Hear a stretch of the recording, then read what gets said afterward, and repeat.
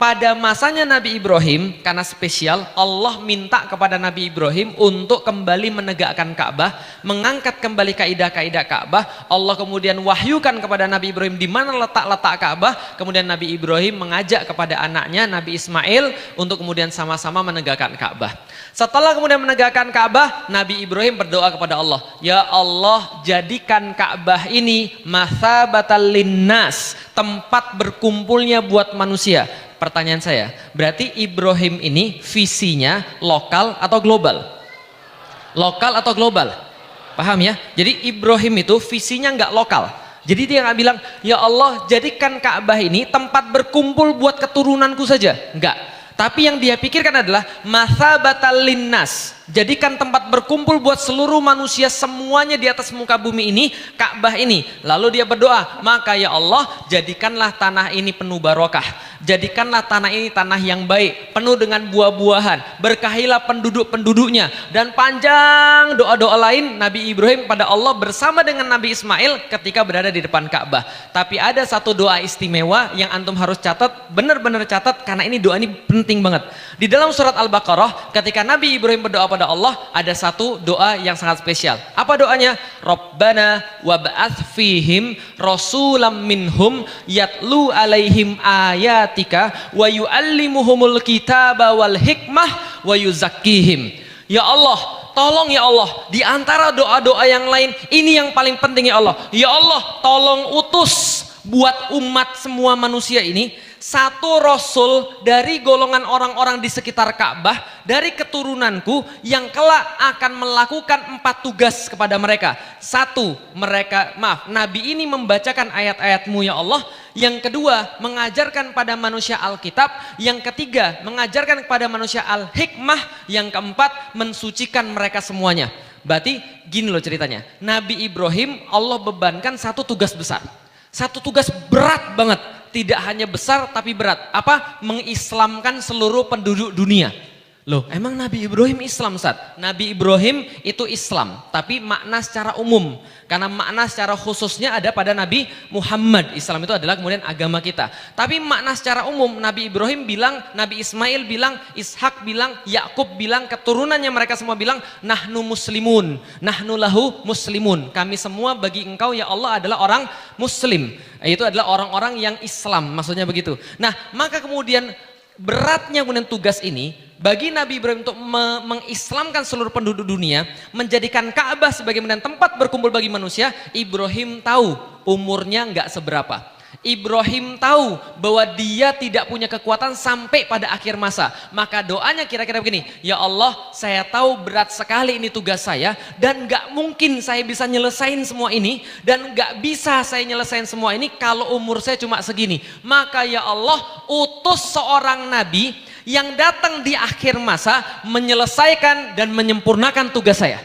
Paham nggak teman sekalian? Jadi menyelesaikan dan menyempurnakan tugas saya, karena nggak mungkin saya lakukan. Yang saya lakukan cuma bisa menggali kaidah-kaidah Ka'bah, dengan kata lain menunjukkan dasar-dasar perjuangan Islam ini bagi mereka, dan yang melanjutkan harus ada satu, ya Allah, Rabbana wab'ats fihim. Ya Allah, utus nabi ke tengah-tengah mereka, melanjutkan tugas saya, rasulam minhum, yaitu kemudian nabi daripada golongan mereka, rasul daripada golongan mereka, sekitar Ka'bah, keturunanku ya Allah, yang kelak akan menyelesaikan visi besarku untuk manusia semuanya di dunia. Pertanyaan saya, ini dijawab Allah atau tidak? Dijawab Allah atau tidak? Enggak semudah itu dijawab Allah.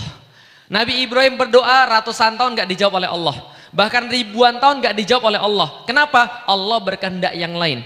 Allah berkehendak menjawab nabi-nabi berikutnya bukan dari keturunan Ismail. Anda tahu Nabi Ibrahim punya 2 anak, gitu kan ya? Yang pertama adalah Ismail, yang kedua adalah Ishak. Dari keturunan Ismail ini nggak ada nabi sama sekali.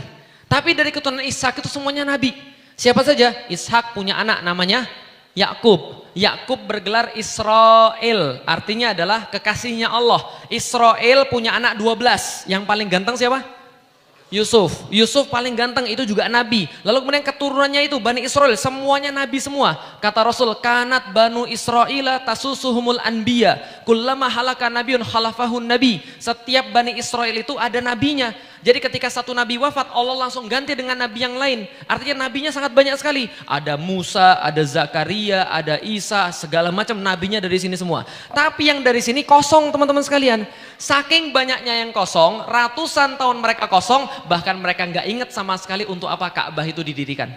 Mereka nggak tahu sama sekali kenapa Ka'bah itu diangkat oleh Nabi Ibrahim dan Nabi Ismail. Mereka lupa tentang visi besar dunia. Mereka lupa tentang membuat orang semuanya muslim. Bahkan Ka'bah itu jadi tempat berhala nomor 1 di dunia.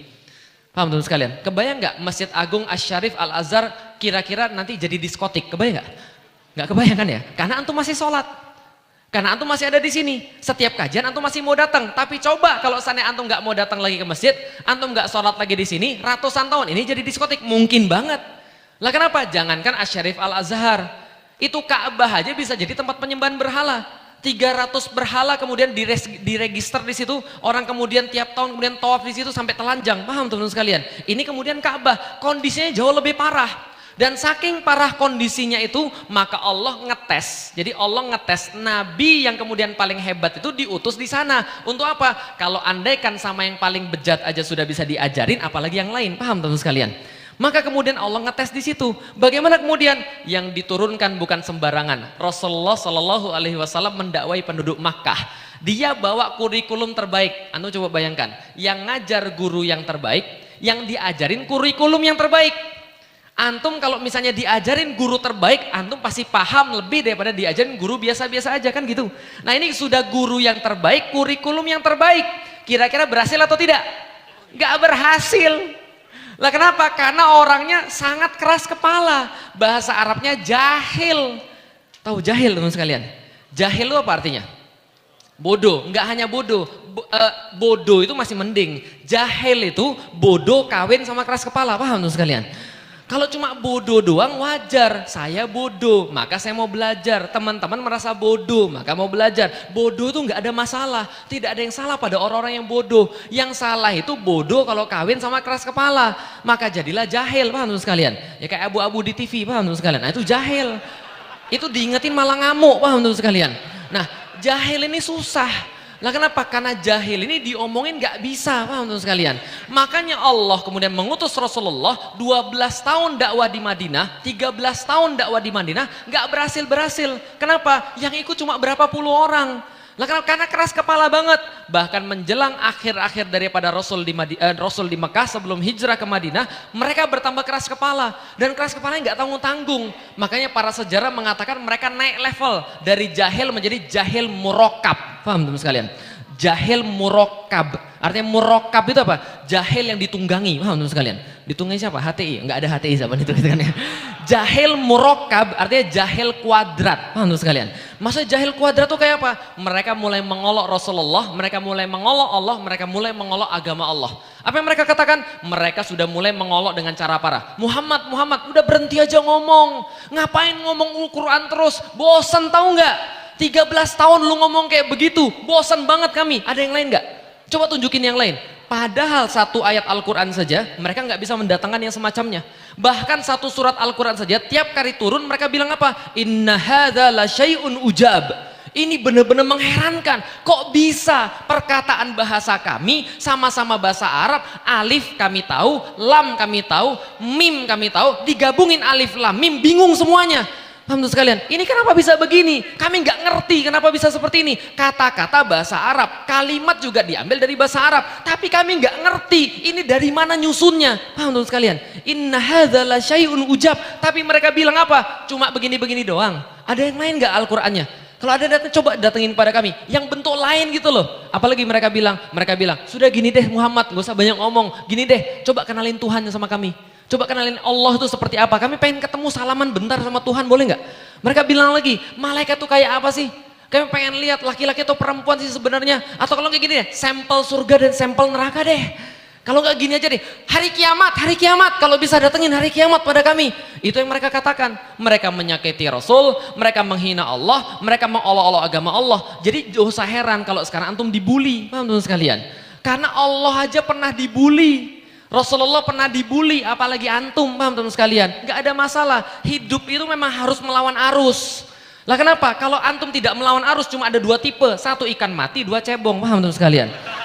Saya nggak ngina siapapun, nah, itu kan kenyataannya begitu. Nah maka kemudian ketika kemudian Rasul kemudian dihina sama mereka, Allah kemudian dihina sama mereka, lalu kemudian Allah turunkan apa? Allah turunkan di luar daripada perkiraan orang-orang, Allah turunkan surat Ar-Rahman. Anda senang dengan surat Ar-Rahman? Ar-Rahman, 'allamal Qur'an, khalaqal insan. Lagu yang paling, ayat yang paling laku ketika bulan Ramadan. Pak Imam, saya dibacain Ar-Rahman dong. Lah kenapa pokoknya tenang banget sekali mendengar Ar-Rahman. Pertanyaan saya, itu Ar-Rahman turunnya kapan? Akhir-akhir dari Mekah sebelum ke Madinah, akhir-akhir masa Mekah turun surat Ar-Rahman. Pertanyaan saya, itu surat diturunkan kepada siapa khususnya? Yang beriman atau yang keras kepala? Yang beriman atau yang keras kepala? Surat itu diturunkan pada yang keras kepala, yang dari tadi mengolok-olok Allah, yang dari tadi menyakiti Rasulullah Sallallahu Alaihi Wasallam. Mereka mengolok-olok agama Allah juga, tapi Allah turunkan apa? Ar-Rahman. Allah masih sayang sama kalian. Kalian mau nggak balikan sama Allah? Allah masih sayang sama kalian. Kalian mau nggak dengerin kata-kata Allah? Maka di dalam surat Ar-Rahman itu, setelah Allah menunjukkan segala macam kekuasaannya, setelah Allah menggambarkan ada pohon, Allah yang ciptakan, ada kurma, mayang-mayangnya, selaputnya, semua yang membuat manusia merasa ujab itu, merasa sangat ajaib itu, lantas kemudian Allah berkali-kali bertanya kepada mereka, Fabi ayyi alai rabbikuma tukadziban. 31 kali Allah ulangi di dalam surat Ar-Rahman yang sangat kita hafal. Kenapa? Allah sedang berbicara sama orang keras kepala. Paham nggak? Karena orang keras kepala itu nggak bisa diomongin sekali. Nggak percaya? Coba Anda bilang sama anak-anak Anda yang lain Mobile Legend. Paham teman sekalian? Itu sekali diomongin nggak bisa itu. Nak makan, nggak makan dia. Sebentar mah, nak makan, masih dia main.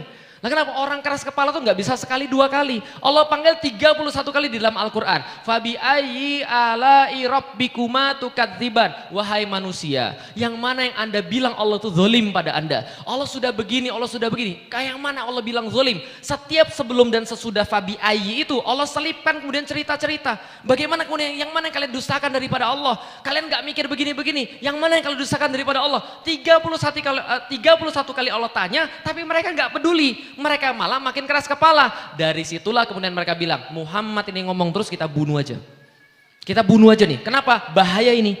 Kalau Al-Quran semakin didendangkan, menurut mereka, Al-Quran semakin kemudian disampaikan pada orang, maka ini kemudian semakin bahaya. Kenapa? Kita semakin kehilangan kekuasaan kafir Quraisy. Makanya harus dihentikan. Gimana caranya? Bunuh Muhammad. Jangan dibunuh. Kenapa? Nanti bahaya, nanti menimbulkan gerakan sosial dan seterusnya. Ya sudah, ada satu negosiator bilang, gini aja, saya temuin Muhammad, saya punya satu ide pada dia, dan kalau kita tidak berhasil dengan ide ini, baru kita bunuh dia. Apa idenya? Datanglah kemudian negosiator pada Nabi Muhammad, kemudian dia berkata, gini Nabi Muhammad, gini aja, saya punya satu proposal. Saya tahu agama kita beda. Saya tahu keyakinan kita beda. Saya tahu bahwa Tuhan kita juga beda. Semua beda, saya tahu. Tapi mbok ya kita saling menghormati. Mbok ya kita toleransi. Mbok ya kita jangan begini terus. Kita harus menemukan satu solusi win-win solution gitu loh. Lah terus gimana caranya? Gini aja Muhammad. Gimana kalau setahun kamu nyembah Tuhan saya, setahun saya nyembah Tuhan kamu. Paham teman sekalian? Setahun kamu nyembah Tuhan saya, setahun saya nyembah Tuhan kamu. Kayaknya menarik ya. Kayaknya menarik ini. Lah kenapa? Kan bagus. Ini kan jadi kayak kemudian tuker-tukeran budaya gitu kan ya. Jadi siapa tahu mereka tahu tentang Islam dan mereka mau masuk Islam. Andai Rasul kemudian memberikan satu celah di situ habis. Tapi yang jawab langsung bukan Rasul, yang jawab langsung adalah Allah Subhanahu wa taala. Dulu pas saya belajar surat Qul ya ayyuhal kafirun, saya bingung. Kenapa Qul ya ayyuhal kafirun itu diputar-putar terus? Qul ya ayyuhal kafirun la a'budu ma ta'budun wala antum abiduna ma a'bud wala ana abidum ma abattum wala antum abiduna ma a'bud lakum dinukum waliyadin. Kok muter-muter aja? Kok dua kali diulang-ulang? Enggak cuma sekali kan cukup. Kan maksudnya sudah sampai. Saya baru ngerti ternyata ayat ini adalah asbabun nuzulnya karena suruh tuker-tukeran tadi. Setahun kamu nyembah Tuhan saya, setahun saya nyembah Tuhan kamu. Langsung diturunkan surat Qul ya ayyuhal kafirun. Lah kenapa? Untung nggak diterima. Lah kalau diterima kita yang rugi. Kenapa kita yang rugi? Coba bayangkan teman sekalian. Tuhan mereka ada 300. Teman sekalian. Tambah satu Allah nggak ada masalah. Nah Tuhan kita satu. tambah satu lagi bahaya, double sudah, paham sekalian. Apalagi tambah 300, nggak bisa begitu. Dan pelajaran kedua teman-teman sekalian, Quraisy, separah-parahnya Quraisy itu tahu Tuhannya beda, paham sekalian.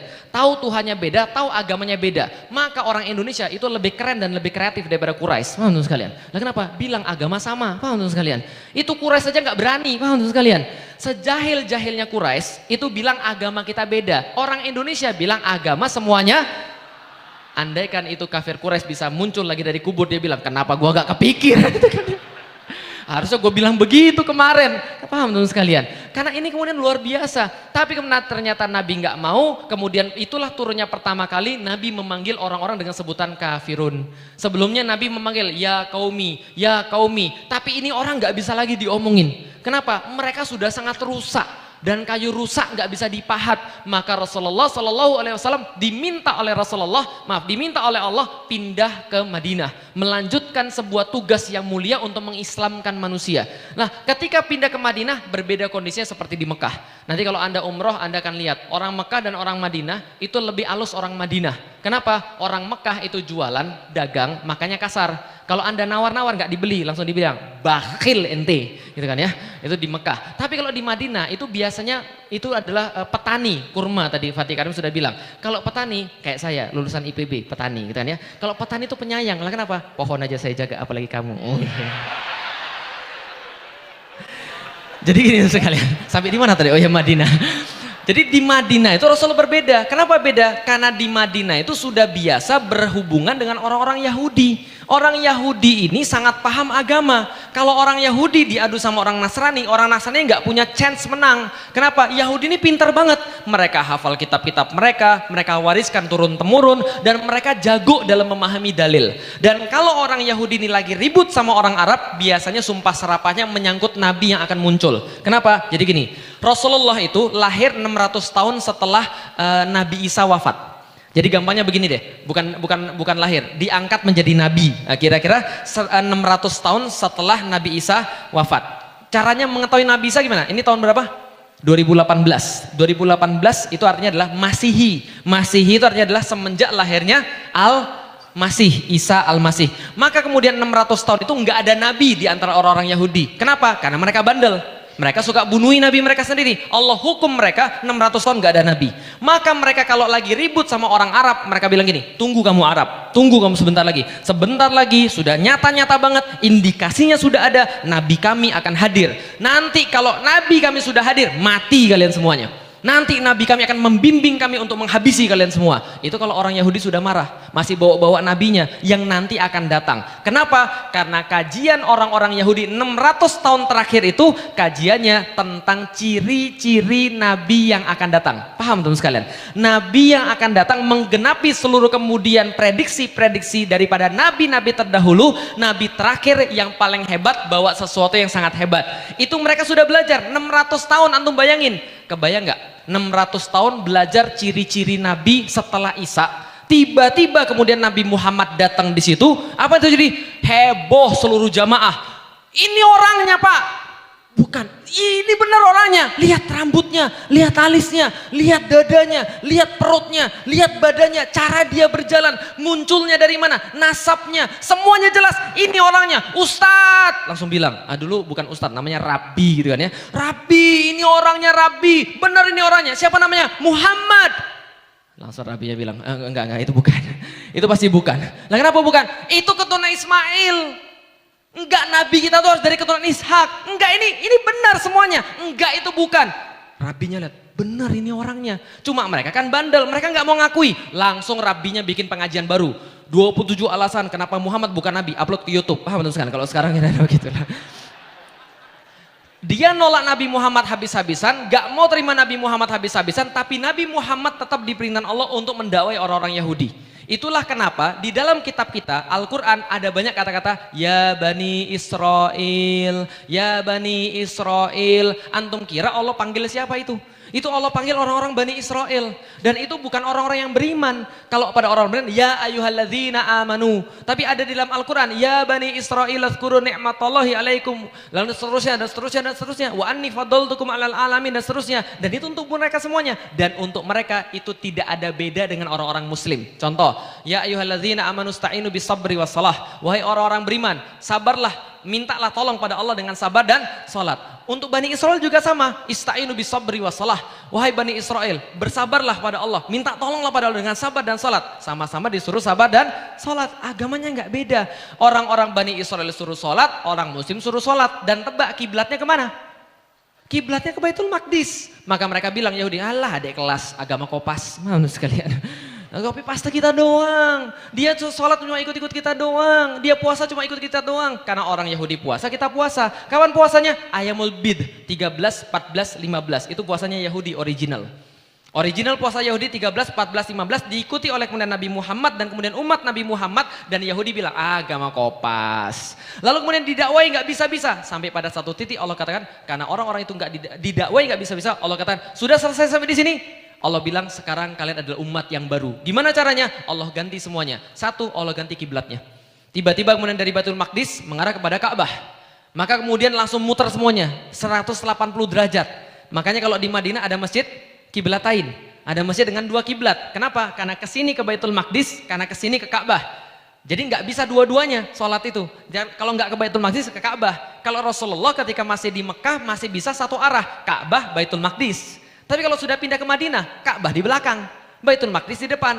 Kalau ngadep ke Ka'bah, Baitul Maqdis di belakang. Paham teman sekalian? Maka diubah. Menariknya di dalam Al-Quran, ketika diubah arah kiblat, maka seluruh orang Yahudi kaget dan stres. Kok berubah Muhammad? Kok berubah Muhammad? Kenapa nggak ke tempat yang dulu lagi? Kenapa berubah Muhammad? Berarti mereka peduli atau enggak? Cie. Tadi kayaknya nggak peduli, agama kopas. Ternyata mereka peduli. Maka tuh nggak usah heran. Ada yang bilang 212 nggak pengaruh, 212 nggak. Tapi perbuatannya itu loh, mereka khawatir betul, teman-teman sekalian. Felix Soma nggak ngaruh, tapi khawatir betul, teman-teman sekalian. Lady Gaga 1000 juga datang nggak apa-apa. Felix Show 1 dipersekusi, teman-teman sekalian. Nah ini tandanya mereka takut betul, sama kayak Yahudi zaman dulu. Mereka bilang agama kopas, mereka bilang ikut-ikutan, mereka bilang gak peduli dengan agamanya Muhammad. Tapi begitu Nabi Muhammad berganti kiblat, mereka stres. Kenapa mereka stres? Mereka tahu betul ini agama yang benar. Mereka tahu betul kalau mereka melawan ini, sebagaimana yang mereka lakukan sebelum-sebelumnya, mereka kehilangan status sebagai umat terbaik. Anni fadoltukum alal alamin, kata Allah. Mereka dilebihkan daripada yang lain di antara umat-umat ini. Begitu Islam datang, mereka nggak mau ikut, ditarik daripada mereka. Maka mereka khawatir betul. Kenapa khawatir? Karena mereka adalah makhdub, orang-orang yang dimurkai. Mereka tahu tapi nggak mau jalan. Beda dengan orang-orang Nasrani. Orang Nasrani walad dolin. Mereka mau beribadah tapi nggak tahu caranya. Makanya orang-orang Nasrani itu kata Rasulullah paling dekat dengan kita. Kenapa? Karena ketika kita kasih tahu caranya, mereka sudah mau beribadah. Bisa difahami teman sekalian. Tapi Yahudi itu mereka tahu caranya, tapi nggak mau beribadah pada Allah.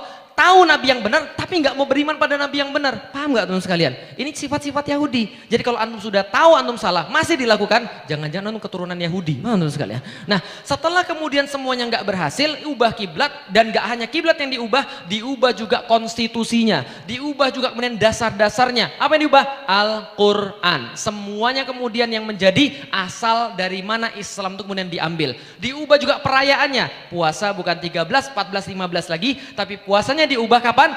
Puasa diubah pada satu waktu yang paling keren. Kenapa? Ingat teman-teman sekalian, puasa itu pasti sesuatu yang paling keren. Suatu waktu Rasulullah bertanya, kenapa Yahudi puasa pada hari ini? Ini Asyura ya Rasulullah. Emang kenapa Asyura? Karena memperingati Nabi Musa ketika diselamatkan daripada kejaran Fir'aun. Kata Rasulullah, kami lebih berhak untuk memperingati ini. Kami puasa di hari ini. Puasa itu sesuatu kejadian yang keren. Maka pertanyaannya, ketika diubah puasa Ayamul Bid 13, 14, 15 menuju pada hari Ramadan, antum harusnya bertanya-tanya, ada apa itu di Ramadan? Dan perayaannya bukan sehari, bukan 3 hari seperti orang-orang Yahudi, perayaannya 30 hari. Kenapa 30 hari? Ada sesuatu yang sangat istimewa yang terjadi di situ. Apa yang terjadi? Singkat cerita, dari tadi saya nge-rap cuma untuk bilang begini teman-teman sekalian. Doanya Nabi Ibrahim kepada Allah Subhanahu wa taala yang paling penting, ya Allah, lanjutkan ada satu orang untuk misi saya ini ya Allah, untuk akhir zaman. Rabbana wab'ats fihim rasulam minhum yatlu alaihim ayatika wa yu'allimuhumul kitaba wal hikmah wa yuzakkihim. Maka disambut oleh Allah kemudian dengan jawaban dalam surat Al-Jumu'ah ayat kedua. Huwallazi ba'atsa fil ummiyina rasulam minhum yatlu alaihim ayatihi wa yuzakkihim wa yuallimuhumul kitaba wal hikmah. Kapan kemudian itu kemudian dijawab oleh Allah? Ketika turunnya Al-Qur'an. Ketika itulah bulan